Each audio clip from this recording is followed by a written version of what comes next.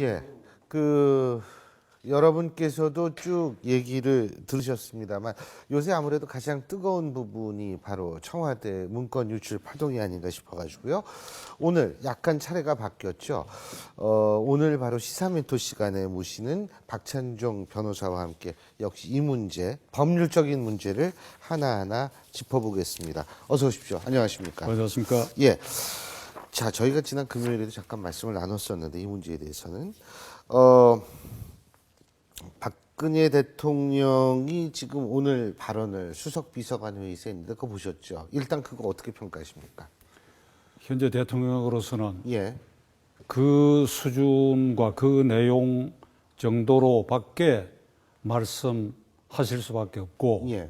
그 범위를 벗어난 좀 강경하고 과격한 내용에 대해서 말하기가 어렵겠지요. 예. 그러니까 그 문건의 진위, 이 사실이냐 아니냐 하는 것, 내용의 진위 말씀하시는 내용의 거죠? 진위, 예. 그리고 유출의 경위 예. 두 가지를 다 조사하라. 근데 제가 법조인 한 사람은 예견컨대 박 대통령의 그런 엄중한 지시가 있고 검찰이 성심성의를 다해서 수사한다 하더라도 유출에 관해서는 어느 정도 그 경위와 관련자들이 밝혀질 가능성이 있지만은 예. 그 문건 내용의 진위냐 하는 것에 대해서는 그것을 제대로 못 밝히고 말 것이다. 그래서 그 문제된 그 청와대 관련자와 정윤회 씨 등에 대해서는 결국 검찰은 무혐의 처분을 할 수밖에 없지 않겠느냐. 그렇게 되면 어찌 되느냐. 역시 그 소문은 더 증폭될 것이고 그 검찰 수사 결과를 불신하는 사태가 생길 것이다. 방금 박지원 의원이 다녀갔지만은 야당이 총공세를 할 것이고 국정조사를 요구할 것이고 그래서 검찰 수사의 모든 것을 박 대통령이 위임하고 맡겨둔 이 상태는 임기 2년을 마치고 3년 차에 들어가는 이 순간에 이걸로 인해서 결정적 레임덕에 빠져들게 된다. 저는 국민의 한 사람으로서 그것을 우려해요. 나는 박근혜 대통령도 문재인 후보도 지지 안 한 사람입니다. 그러나 박 대통령이 잘 하기를 바라는 사람이에요. 근데 제가 대표님께 여쭤볼게요. 지금 출판물에 의한 명예훼손으로 고소를 한 것으로 알고 있습니다. 그러니까 그 이재만 비서관이라든지 정성호 비서관이라든지 아니면 갑자기 안봉근 비서관이라든지 그러니까 세계일보가 보도한 데 근데 대해서 제가 여쭤보고 싶은 거는요. 지금 허위사실 유포에 의한 출판물에 의한 명예훼손으로 고소를 했는지 아니면 출판물에 의한 명예훼손으로 고소했는지 그건 제가 확실치가 않습니다. 만일 허위사실 유포에 의한 출판물에 의한 명예훼손으로 고소를 했다면 허위사실 여부를 검찰이 따져야 될 거 아닙니까? 그렇게 된다면 내용의 진위가 밝혀져야 되는 거 아니겠어요? 그런데 언론사가 취재한 기자 보도 책임자들에 대해서 예. 그 책임을 묻기 위해서는 고의성이 있어야 돼요. 그 사람들은 할 말이 있을 겁니다. 내가 변호사라서 미리 이렇게 가르쳐주는 꼴이 돼도 괜찮습니까? 공개방송에서. 아니, 언론에 이미 다 나왔습니다. 그러니까 그거는 이렇게 얘기할 수가 있어요. 청와대에서 공식으로 작성된 공공기록물을 우리가 입수해서 그걸 그대로 사실대로 보도했다. 그러니까 박경정이라고 하는 파견경찰관이 민환경찰관으로서 찌라시를 모았건 뭐를 모았건 간에 그가 상당한 개연성이 있고 가능성이 높다고 봐서 공문서로 마련해가지고 상부에 보고한 걸 우리가 이걸 입수하게 됐다. 예. 소리 안 나갑니까? 예, 말씀하십시오. 그러니까 입수하게 됐다. 그러니까 우리는 그걸 믿을 수밖에 없지 않느냐. 그것을 보도했을 뿐이다. 이렇게 되면 허위사실에 대한 그 고의를 대단히 인정하기 어렵지요. 그 지금 청와대 대변인이 이건 찌라시 수준의 것이기 때문에 내부적으로 그런 문건에 있어서는 문제 삼지 않았다 이랬지 않습니까? 그 조금 전에 이제 박지원 의원도 찌라시 공화국이냐 이 소리를 했는데 그러니까 역대 정권에서 제가 알기로는 대통령에 올라가는 보고서 중에 찌라시를 모아갖고 대부분 보고해요. 아무개가 무슨 기업으로 돈을 받아 먹었다는 풍설이 있습니다. 그거를 보고서 작성한 사람이 언제 어디서 얼마를 확실히 받았다. 이렇게 하면 수사를 해야 되니까. 그러니까 찌라시, 그러니까 정권가에 돌아다니는 그러한 첩보, 이른바 찌라시를 그게 최고 권력자가 이러한 부분은 이런 풍문이 있다는 것을 아셔야 되겠습니다 하고 보고를 하기 때문에 찌라시를 정보 보고에 올렸다고 해서 그 보고 가치가 없다. 이렇게 할 수 없지요. 그 좀 이 얘기 빗나갑니다만 지난 대통령 선거 직전에 NLL을 포기했다고 하는 노무현 김정일 담화록을 김무성 대표가, 김무성 의원이 그걸 공개를 해가 나중에 조사를 받을 때 찌라시 보고 했다 그랬잖아요. 찌라시. 예? 그랬던 사람들이 지금 와갖고는 그 찌라시 수준이니까 야당이 공세하지 말라 하니까 그게 앞뒤가 안 맞는 소리죠. 그러니까 찌라시의 효용도는 충분히 있는 것입니다. 내가 에피소드를 하나 얘기하지요.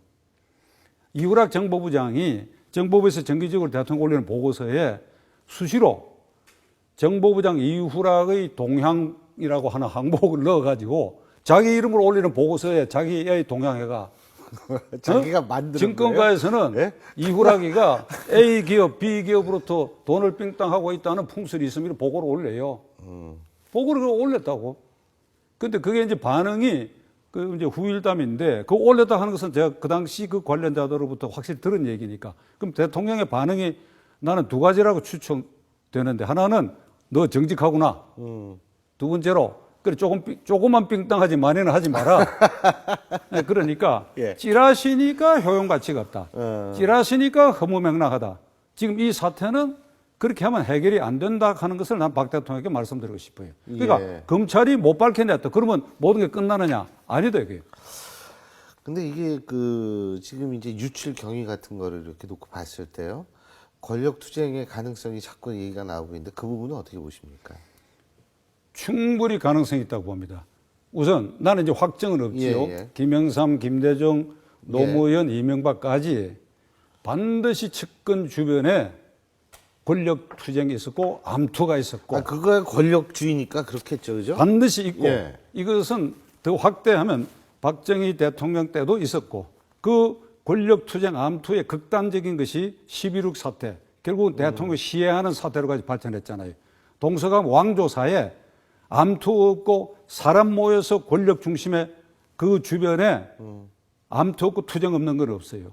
태종 이방원과 정도전의 암투도 결국 그 권력 투쟁이거든. 그게 다 있기 마련이에요.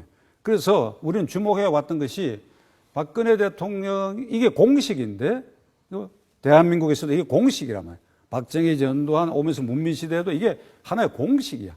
측근이 암투하고 싸우고 그래서 한쪽을 몰락시키려고 그러고 그런 사이에 부패하고 저그들끼리 서로 물고 뜯고 해먹고 그 사업 처리당하고 이 공식 아닙니까? 그 박근혜 대통령에는 이게 홀몸이고 미혼의 여성 대통령이고 하니까 과거 남성 대통령하고 좀 다르다 하는 느낌을 갖고 지금 지켜보고 있는데 2년차 끝날 때 이게 불거졌단 말이죠.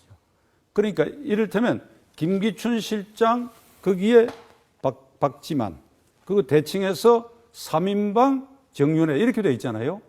그러니까 그 가능성은 나는 풍문으로 들리는 바도 있고 충분히 암투와 권력투쟁적 요소가 있을 가능성이 있고 그것은 박경정이 그런 보고서를 쓰는 양토로 나왔으니까 부계자인 저나 신 교수님 입장에서는 우리가 사석에서 얘기할 때 가능성 충분히 있다 이렇게 판단할 수밖에 없지요. 그리고 또 한 가지는 이 보고서의 성격이 감찰 보고서냐 아니면 동향 보고서냐 여기에 따라서 이 그러니까 이 걸리는 사람이 좀 달라진다라는 얘기가 있더라고요.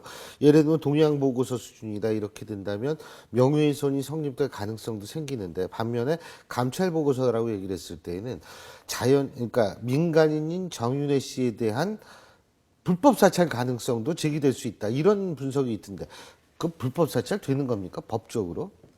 그러니까 이제 그게 직권 남용이나 민간인에 대해서 하는 민간인 직권 불법 사찰이 남용이나 되는 거죠. 권력 남용에 관한 죄가 성립할 수 있는데 동향 분석이냐 또 뭐라고요 용어가? 감찰 보고서요. 아니, 그건 의미가 없어. 그 용어 차이로 가지고 예. 구분하는 것은 법률상 아무런 의미가 없어요. 법률상. 그리고 정윤회 씨에 대한 어떤 사찰, 이건 민간인 사찰의 범죄에 포함이 안 아, 되나요? 그 만약 그렇다면 그 범죄에 포함될 수 있지. 포함될 수 근데 있죠. 지금은 정윤회 씨가 이 십상시 그중에 예. 핵심적인 3인방 문고리 3인방하고 일종의 결탁했다는 거 아닙니까? 그게. 뭐 그런 식으로 얘기가 되고 있지만 어쨌든 근데 참 뭐 김기춘 실장하고 같은 법조인이신데 접촉은 없으셨어요? 비서실장 되고 한 2번 통화한 일이죠. 실장이 되고 난 다음에도. 네. 통화한 일이고 만난 일은 없고. 예, 아니 평소에는 예전에 친분이 친구야, 친구. 그러시군요. 그러면 이번 사태가 좀 남다르게 다가오시겠네요. 거기에서 김기춘 실장이 내려와야 된다, 뭐 이런 식의 문건 아닙니까? 어찌하시든 뭐든 간에 그렇지 않습니까? 그러니까 박근혜 대통령의 이제 선택지는 말이죠. 일단 검찰 수사에 맡겨놨지만은 그 수사 결과를 보고 그러니까 지휘 고발을 막론하고 관련자들 사법 처리 대상이 되면 하겠다 이렇게 대통령이 말을 했지만은 나는 이것을 조기에 종결시키지 않으면 박 대통령은 이미 임기 3년차 시작부터 결정적인 레임덕에 빠지고 만다. 그리고 이건 엄청난 국가적 에너지의 소모고 이게 대단히 불행한 사태다. 우선 야당의 기세가 검찰 수사가 이렇게 야당이 원하는 대로 되든 안 되든 절대 가만히 있지 않을 거예요.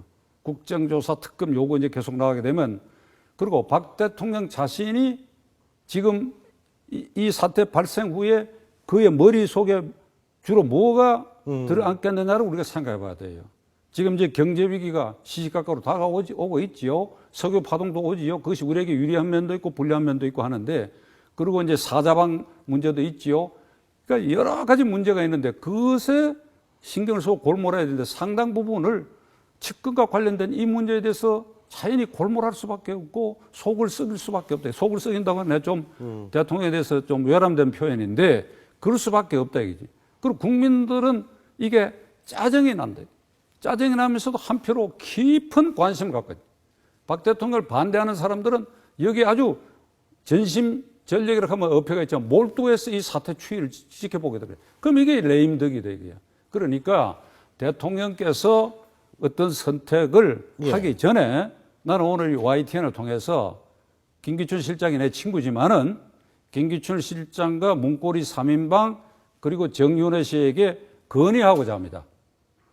우선 김기춘 실장과 문고리 3인방 13시 중에서 핵심은 3사람이니까 뭐 그렇게 이제 불리고 있죠. 그러니까 이재만 등거 3명하고 부속실장 그 사람들하고 비서실장.